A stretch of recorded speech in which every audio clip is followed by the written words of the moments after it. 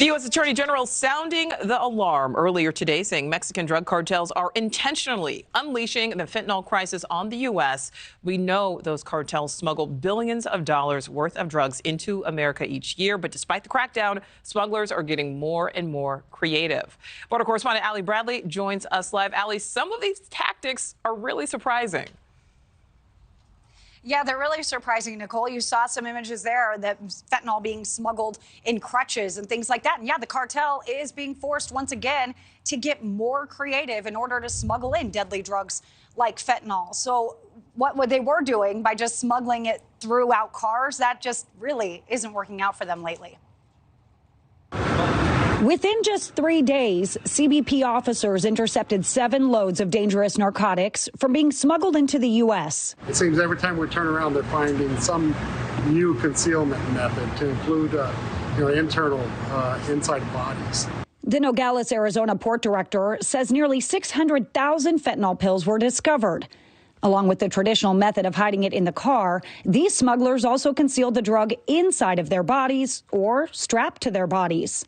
Most things we get here are deeply concealed in compartments. With the help of X-rays and canine teams, CBP officers at the Nogales Port of Entry have successfully stopped more than 21.6 million fentanyl pills from making it into the country this fiscal year. But the cartel is getting more creative. We'll have a metal cover on them. They'll be full of meth or fentanyl.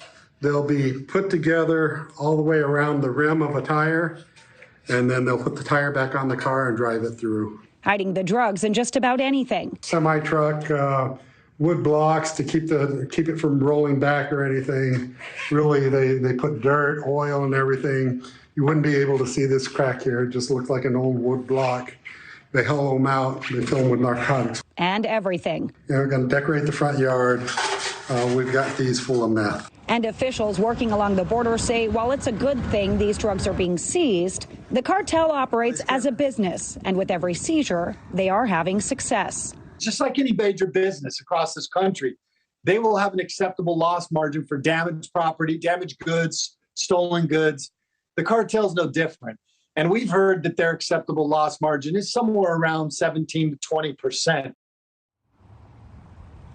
So, yeah, that means the majority of what the cartel is pushing is getting into the U.S. Now, when it comes to the drugs that are being seized in neighboring Yuma County, officials there, Nicole, say that at least 52% of the drugs being seized are by CBP officers at ports of entry. However, 48% of the drugs are now being seized in the interior, meaning those drugs are, in fact, being smuggled in. Thank you for watching. Go to newsnationnow.com to find NewsNation on your television provider. And don't forget to click the red subscribe button below to get more of NewsNation's fact-driven, unbiased coverage.